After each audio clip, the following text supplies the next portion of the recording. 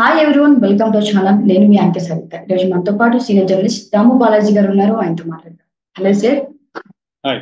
వైఎస్ఆర్ షర్మిల ఇలా ఒక ఎఫ్ఐఆర్ చేసింది అనమాట. వైఎస్ఆర్ పేరు మీద ఎఫ్ఐఆర్ చేసింది సుధాకర్ అడ్వకేట్ దగ్గర.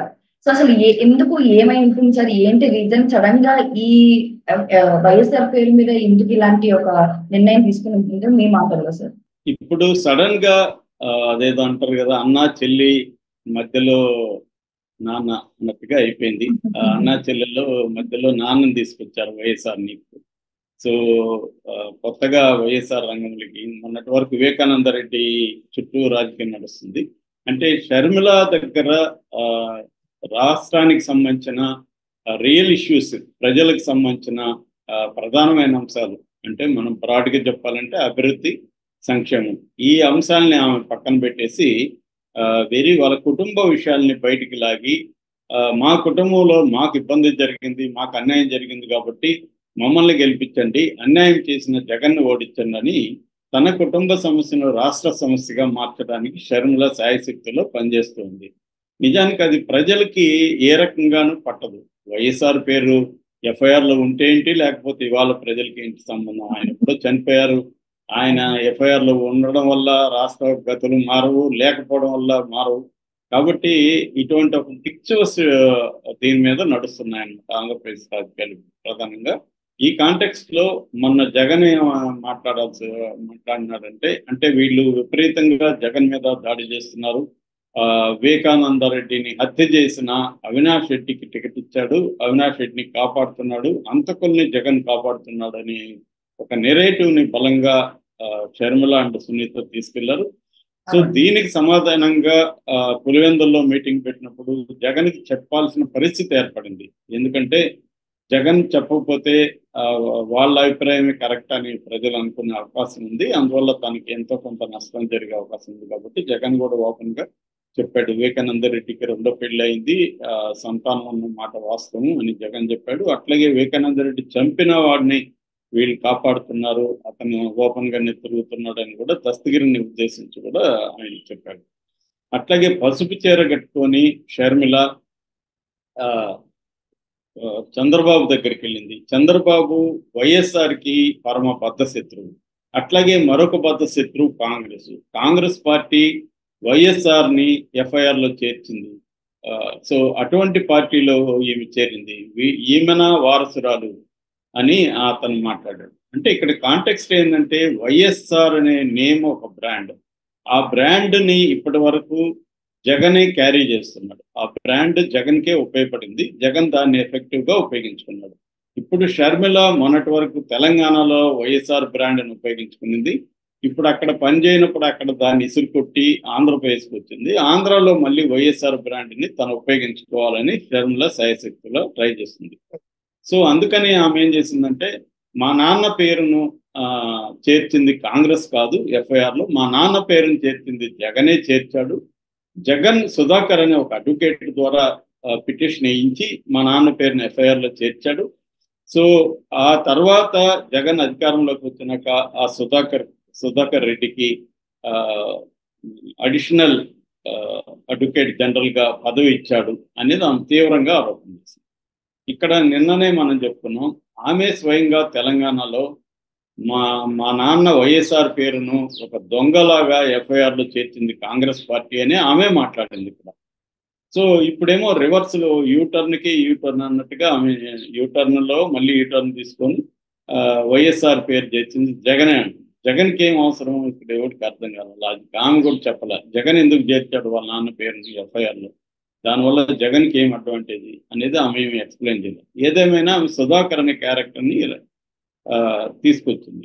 ఇప్పుడు సుధాకర్ అంటే ఎవరో కాదు, పొన్నవాళ్ళ సుధాకర్ రెడ్డి. మనకి చంద్రబాబు అరెస్టు టైంలో ఆయన పేరు ప్రఖ్యాతంగా బయటకు వచ్చింది. సో ఆయన నిన్న ప్రెస్ మీట్ పెట్టి చాలా బాధగా ఆవేశంగా మాట్లాడాడు. ఆయన అట్లాగే వివరంగా కూడా విషయాలను చెప్పాడు. ఆయన ఏం చెప్పాడంటే, 2011 ఏప్రిల్ 17వ తేదీన వైఎస్ఆర్ని ఎఫ్ఐఆర్లో చేర్చారు. అది దానికి నేపథ్యం ఏమంటే, శంకర్రావు 2011లో ఒక లెటర్ రాశాడు హైకోర్టుకి. ఆ లెటర్ను బేస్ చేసుకొని హైకోర్టు విచారణకు ఆదేశించింది. దాంట్లో ఎర్రంనాయుడు తెలుగుదేశం నుంచి ఆయన కూడా ఇంప్లీట్ అయ్యాడు.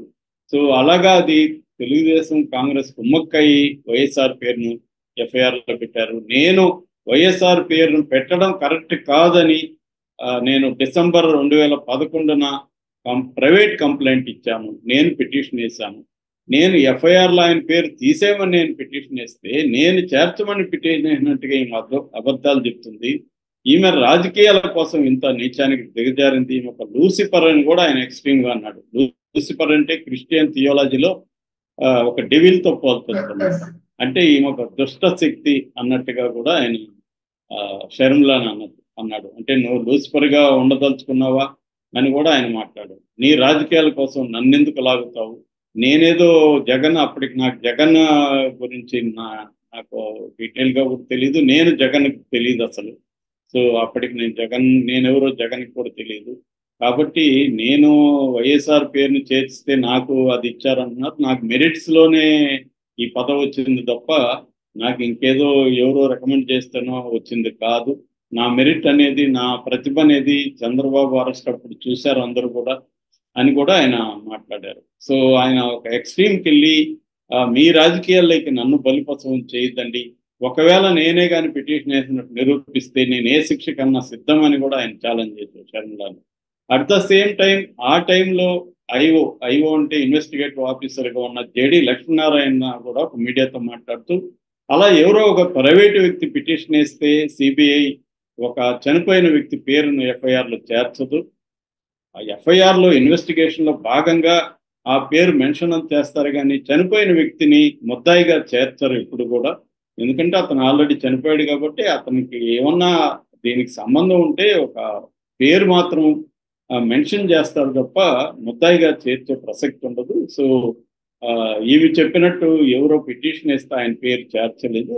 సిబిఐ తన ఇన్వెస్టిగేషన్లో భాగంగా ఆయన కూడా ఇన్వాల్వ్మెంట్ ఉందని చెప్పినప్పుడు ఆయన చనిపోయాడు కాబట్టి ఆయన పేరుని మెన్షన్ చేసి ఛార్జ్ షీట్లో మాట్లాడారు తప్ప ఆయన్ని ముద్దాయిగా అక్యూజ్డ్గా ఏం చేర్చలేదని ఆయన కూడా చెప్పారు. అంటే క్లియర్గా ఇక్కడ మనకు అర్థమయ్యేది ఏమంటే ఓవరాల్గా షర్మిల ఒక డర్టీ గేమ్ ఆడుతుంది. ఒక ఫ్యామిలీ అంటే ఇంట్లో ఉండే అనేక ఫ్యామిలీల్లో కూడా గొడవలు ఉంటాయి, చాలా ఫ్యామిలీల్లో బిటర్నెస్ ఉంటుంది, కొట్టుకుంటారు, కానీ అవన్నీ బయట ప్రపంచానికి వాళ్ళు బయట పెట్టుకోరు, ఆ ఫ్యామిలీలోనే ఉంచుకుంటారు. ఈమె రాజకీయ ఆస్పిరేషన్స్ కోసం తెలంగాణలో వెళ్ళి ఫెయిల్ అయిపోయి ఇక్కడే వచ్చి ఆంధ్రాలోనే చేద్దామని రాజకీయాల్లో పావుగా ఉపయోగపడుతుంది. తెలుగుదేశం కాంగ్రెస్ కలిసి ఆమెని ఉపయోగించుకుంటున్నారు అనేది క్లియర్గా కనబడుతుంది. ఆమె అందుకనే ఆమె మాటల్ని ఆంధ్రప్రదేశ్లో ఎవరు కూడా నమ్ముతున్నట్టు కనపడదు. ఎందుకంటే మొన్నటి వరకు నేను తెలంగాణ కోడల్ని, తెలంగాణ నా సర్వస్వం, ప్రాణాలు ఇస్తా అది అనేక ఉద్యమాలు చేసి పోలీసులతో గొడవలు పడి జైలుకి వెళ్ళి ఇవన్నీ చేసిన ఆవిడ సడన్ గా ఆంధ్రప్రదేశ్ మీద ఈమెకి 10 ఏళ్ళు లేని ప్రేమ ఇప్పుడు ఎందుకు పుట్టుకొచ్చింది అనేది దానికి ఆన్సర్ ఆమె దగ్గర ఉండేది. అంటే తర్వాత జగన్ గురించి ఈ 10 ఏళ్లలో ఒక మాట మాట్లాడలేదండి. ఈ 10 ఏళ్లలో కాంగ్రెస్ ని విమర్శించింది. కాంగ్రెస్ ఒకప్పటి మా నాన్న ఉన్న కాంగ్రెస్ కాదు, మా నాన్న దొంగగా పేర్కొన్న కాంగ్రెస్ అని ఆమె అనేక సార్లు తెలంగాణలో మాట్లాడింది. రేవంత్ రెడ్డిని దొంగనింది. సో ఇప్పుడు వచ్చి అక్కడ ఆంధ్రప్రదేశ్ అన్యాయం అయిపోతుందని కన్నీళ్లు పెట్టుకుంటా ఉంది. ఈ కన్నీళ్ళకి ఎవరు కరిగిపోతున్నట్టుగా మనకేం కనబడలేదు. ఏ సర్వేలో కూడా 1 నుంచి 3% లోపలే ఆమెకు ఓట్లు వచ్చే అవకాశం ఉంది. ఒక్క సీటు కూడా కాంగ్రెస్కి రాదని క్లియర్గా చెప్తున్నారు. అంటే షర్మిల కూడా అక్కడ గెలిచే పరిస్థితి లేదు. ఖచ్చితంగా అవినాష్ రెడ్డి గెలుస్తాడు. ఆమె ఎన్ని చేసినా కూడా అక్కడ పులివెందుల ప్రజలకి ఆల్రెడీ ఒక క్లారిటీ ఉంటుంది. ఎందుకంటే ఇది నిన్న మొన్న జరిగిన హత్య కాదు, 5 ఏళ్ళుగా జరుగుతుంది. దీంట్లో ఎవరి రోల్ ఏంటనేది ఎవరు నమ్మేవాళ్ళు నమ్ముతుంటారు. తెలుగుదేశం వాళ్ళేమో దీన్ని అవినాష్ రెడ్డి చంపించాడని నమ్ముతారు. మిగతా వాళ్ళు వైసీపీ వాళ్ళు కానీ మిగతా తపస్తులు కానీ అవినాష్ రెడ్డికి ఏం సంబంధం? అవినాష్ రెడ్డి చనిపోయే రోజు కూడా వివేకానంద రెడ్డి చనిపోయే రోజు కూడా అవినాష్ రెడ్డికి వివేకానంద రెడ్డి క్యాంపెయిన్ చేశాడు. మార్చి 14 అర్ధరాత్రి దాటిన తర్వాత ఆయన చనిపోయాడు 2019లో. ఆ మార్చి 14 ఈవినింగ్ వరకు కూడా వివేకానంద రెడ్డి అవినాష్ని గెలిపించండి అని క్యాంపెయిన్ చేశాడు. మరి అవినాష్ రెడ్డిని ఎంపీగా వద్దనుకుంటే ఆయన ఎందుకు క్యాంపెయిన్ చేస్తాడు? ఆయన చనిపోవడం వల్ల అవినాష్కి లాభమా నష్టమా? నష్టమే. ఎందుకంటే ఆయన ఉంటే లోకల్ గా తన పరపతం ఉపయోగించి కొన్ని ఓట్లు అవినాష్ రెడ్డికి వస్తాయి తప్ప ఆయన్ని చంపేయడం వల్ల అవినాష్ రెడ్డికి వచ్చే మేలైతే ఏం కనిపించట్లేదు. సో అందువల్ల ఇప్పుడు వివేకానంద రెడ్డి సరిపోడని రాజశేఖర రెడ్డిని లాగుతుంది షర్మిల. చనిపోయిన రాజశేఖర రెడ్డిని తన కోసం లాగుతుంది. మరి ఎంతవరకు ఆమె సక్సెస్ అవుతుంది అనేది మనం చూడాలి.